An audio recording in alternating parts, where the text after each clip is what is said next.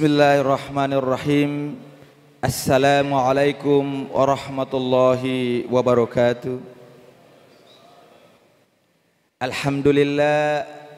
Alhamdulillahilladzi arsala rasulahu bil huda wa dinil haq liyudhhirahu wa hadini kulli wa kafa billahi syahida.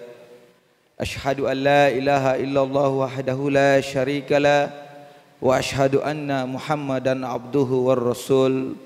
Allahumma salli ala Sayyidina Muhammadin wa ala alihi wa sahbihi wa man tabi'ahum bi ihsan ila yaumiddin. Qalu ta'ala fil kitabil karim, a'udzu billahi minasy syaithanir rajim. Bismillahirrahmanirrahim. Ya ayyuhalladzina amanu kutiba alaikumus syiyam kama kutiba alal ladzina min qablikum la'allakum tattaqun. Sadaqallahul azim.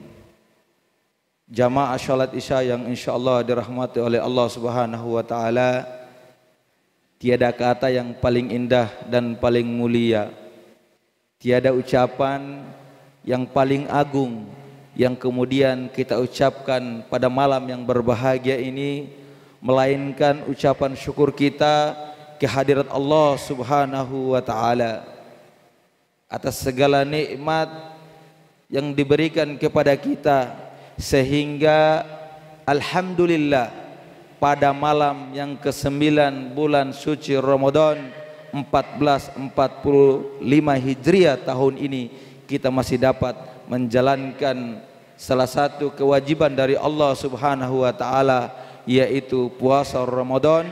Dan alhamdulillah tadi baru saja kita melaksanakan salat fardu Isya secara berjamaah. Salawat serta salam marilah senantiasa kita kirimkan kepada junjungan kita mulia baginda Rasulullah Muhammad sallallahu alaihi wasallam, selaku nabi akhirul zaman, nabi yang sangat cinta kepada umatnya. Bayangkan jamaah sekalian, ketika Rasulullah sallallahu alaihi wasallam diceritakan dalam sirah nabawiyah bahwasanya ketika nyawa Rasulullah akan dicabut oleh Allah Subhanahu wa taala melalui malaikat Israil, beliau tidak mempertanyakan nasib anak dan istri beliau, tetapi Rasulullah sallallahu alaihi wasallam bertanya kepada Jibril, "Wahai Jibril, hari ini nyawa saya akan diambil oleh Allah Subhanahu wa taala, tetapi kabarkan kepadaku bagaimana nasib umatku nanti sepeninggalnya aku," kata Rasulullah. Sampai kemudian Allah Subhanahu wa taala melalui malaikat Jibril menyampaikan bahwa sebelum umat nabi-nabi yang lain memasuki surganya Allah Subhanahu wa taala, maka umat pertama yang akan memasuki surganya Allah Subhanahu wa taala adalah umatmu ya Rasulullah Muhammad sallallahu alaihi wasallam. Oleh karena itu kita sebagai umat Rasulullah, marilah senantiasa kita kirimkan salam dan salawat kepadanya. Jamaah salat Isya yang insyaallah dirahmati oleh Allah Subhanahu wa taala, pada malam yang berbahagia ini saya ingin menyampaikan ada satu hal, ada satu pertanyaan. Pertanyaan itu apa? Mengapa atau kenapa kita harus berpuasa? Apakah Allah Subhanahu wa taala menyuruh kita berpuasa sebulan penuh untuk menganiaya kita? Apakah kemudian kita untuk kemudian disengsarakan karena sehari dari terbit fajar hingga terbenam matahari kita tidak boleh makan, minum dan segala hal yang dapat menyebabkan pembatalan puasa? Tentunya tidak jamaah sekalian. Minimal ada 3 manfaat kenapa Allah Subhanahu wa taala kemudian menyampaikan kita untuk berpuasa. Yang pertama adalah sebagai wujud penghambaan kita kepada Allah Subhanahu wa taala. Kenapa kita harus berpuasa? Allah Subhanahu wa taala berfirman, "Ya ayyuhalladzina amanu kutiba alaikumus syiyam." Kenapa Allah Subhanahu wa taala tidak mengatakan ya ayuhan nas? Karena sesungguhnya yang melaksanakan puasa itu hanyalah orang yang percaya bahwa Allah Subhanahu wa taala itu ada. Hanya orang-orang yang beriman. Karena sesungguhnya kita diciptakan di atas permukaan bumi, wa ma khalaqtul jinna wal insa illa liya'budun. Kata Allah, saya tidak menciptakan jin dan manusia melainkan hanya untuk beribadah kepadaku. Orang beriman tahu itu, bahwasanya kita diciptakan oleh Allah Subhanahu wa taala adalah untuk beribadah kepadanya. Oleh karena itu seyogianya setiap aktivitas kita, mulai dari kita bangun tidur hingga kita tidur kembali, tidak terlepas daripada nilai-nilai ibadah kepada Allah Subhanahu wa taala. Jangan kemudian iman kita, ibadah kita simpan di musola, kita simpan di masjid, tidak pernah menghadirkan Allah dalam setiap kegiatan kita, sehingga tidak sedikit terjadi ketika kita berada di pasar, kita menjadi penjual, kadang-kadang kita mengurangi timbangan karena kita tidak menghadirkan Allah dalam kehidupan kita.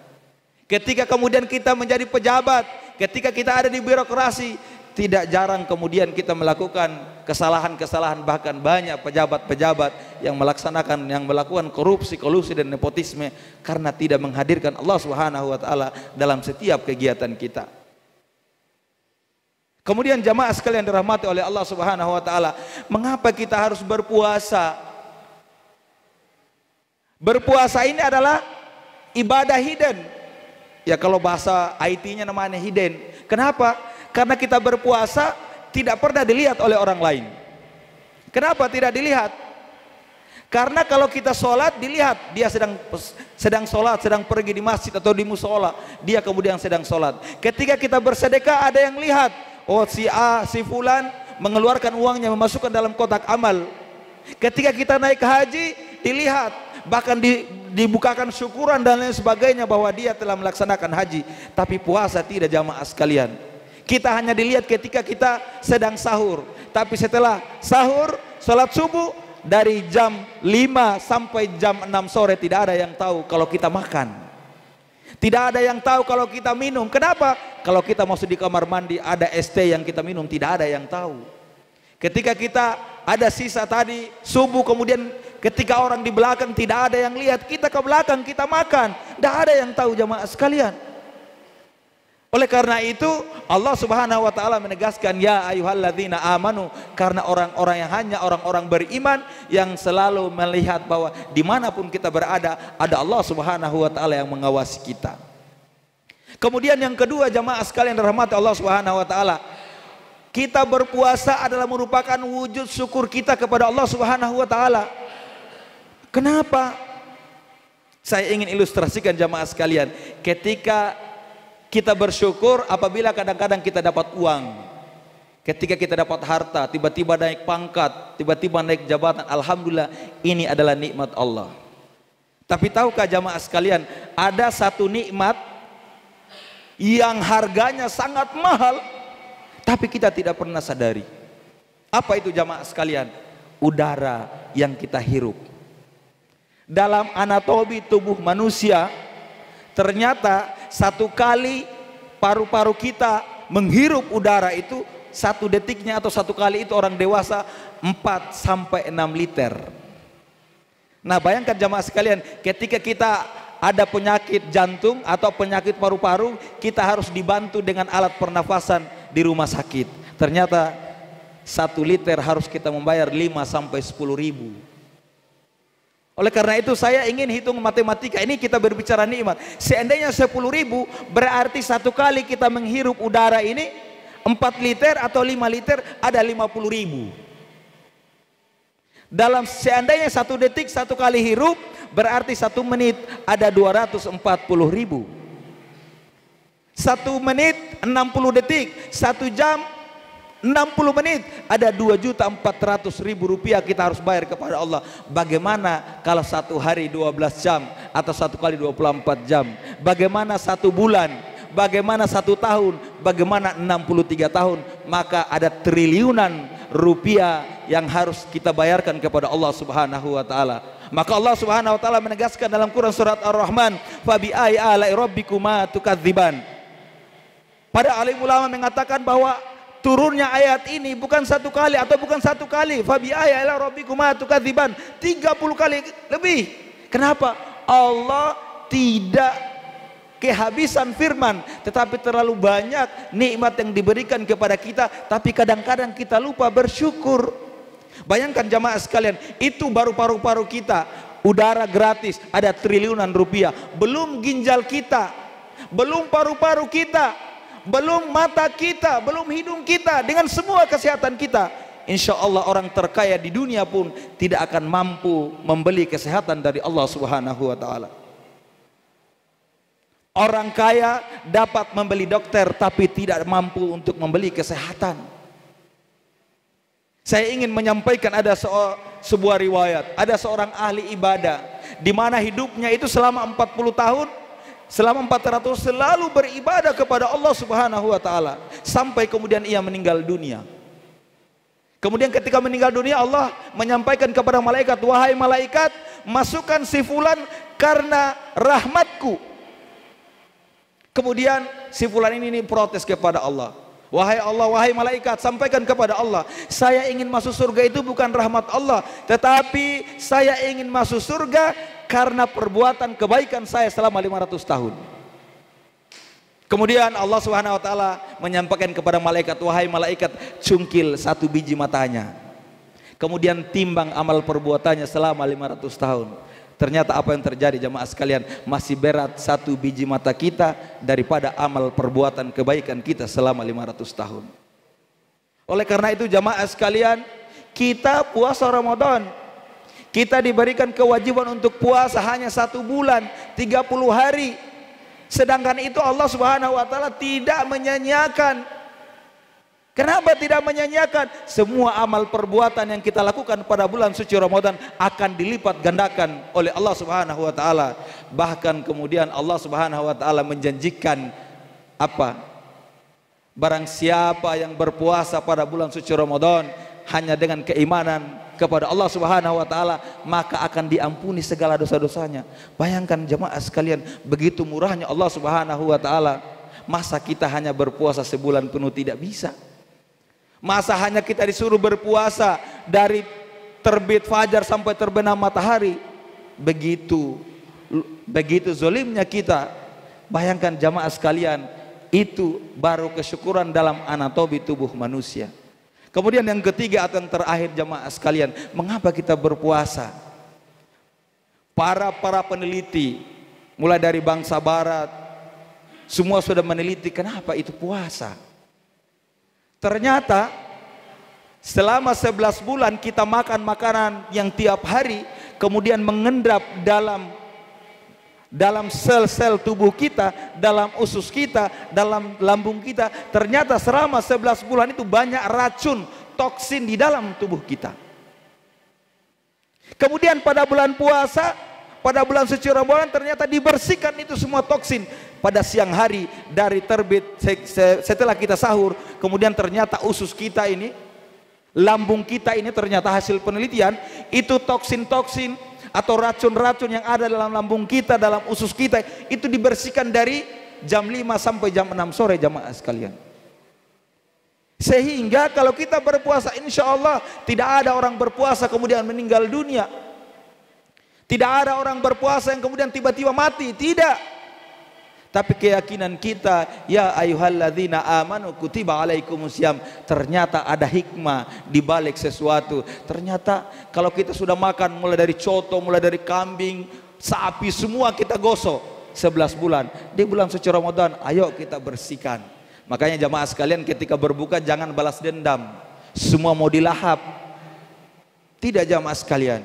Karena kenapa? Kita akan dibersihkan ternyata dari semua toksin-toksin racun yang berada dalam usus dan lambung kita jamaah sekalian. Jamaah sekalian dirahmati oleh Allah Subhanahu wa ta'ala. Oleh karena itu marilah kita memanfaatkan momentum bulan suci Ramadan ini. Karena tidak ada zaman yang sekalian saya atau kita akan bertemu lagi dengan Ramadan yang akan datang. Karena boleh jadi setahun yang lalu, sebulan yang lalu, seminggu yang lalu sebelum masuk ke Ramadan, Ada saudara kita, kita masih makan bersama, bercengkrama bersama, tetapi hari ini mereka telah dipanggil oleh Allah Subhanahu wa taala. Kita harus mempersiapkan itu. Jangan sampai besok, bulan depan kita akan dipanggil oleh Allah Subhanahu wa taala. Ingat jamaah sekalian, ketika kita meninggal, bukan harta, bukan jabatan, bukan uang, bukan nama baik yang kita bawa dalam alam kubur, tapi hanya amal kebaikan kita. Wajah kita yang ganteng, yang gagah, paras kita yang cantik, tapi ketika nyawa kita sudah dicabut oleh Allah Subhanahu wa taala, maka raga ini tidak ada manfaatnya apa-apa. Ketika nyawa kita sudah dicabut oleh Allah Subhanahu wa taala, maka raga kita ini sudah tidak ada artinya, tidak ada sudi orang mau mendekati kita. Jangankan orang lain, bahkan istri, suami, anak kita hanya mampu mengantarkan kita sampai alam kubur, tidak mau berani kemudian mendampingi kita berada dalam liang lahat. Tidak ada. Siapa yang mendampingi kita? Hanya amal kebaikan kita selama kita masih hidup. Istri kita yang cantik ketika kita tinggalkan, alhamdulillah kalau 6 bulan 1 tahun dia bertahan. Kalau tidak 1 tahun sudah menjadi milik orang lain. Ketika harta kita yang kita tinggalkan akan menjadi perebutan bagi ahli waris. Siapa yang menemani kita di alam kubur yang gelap gulita? Tentunya hanya amal kebaikan kita. Oleh karena itu jamaah sekalian, marilah kita memanfaatkan momentum bulan suci Ramadan ini. Karena kata pepatah Arab mengatakan, a'malu dunyakum ka'annaka ta'isu abada wa amali akhiratika ka'annaka tamutu khadda. Beramallah untuk duniamu seolah-olah engkau hidup selamanya, tapi beramallah untuk akhiratmu seolah-olah engkau mati besok. Karena kematian itu tidak ada yang tahu, yang tua, yang muda, yang anak-anak, tidak ada yang tahu. Saya masih muda, mungkin 10 tahun lagi tidak ada jaminan. Mungkin kita lebih muda tapi kita duluan menghadap Allah Subhanahu wa taala. Itulah apa yang saya sampaikan pada malam yang berbahagia ini. Benarnya datangnya dari Allah Subhanahu wa taala, sang pemilik kebenaran. Yang salah dari pribadi saya sebagai manusia yang tidak luput dari kekhilafan dan kesalahan. Kepada Allah Subhanahu wa taala saya mohon ampun, dan kepada jamaah sekalian saya mohon dimaafkan. Billahi taufik wal hidayah. Wassalamualaikum warahmatullahi wabarakatuh.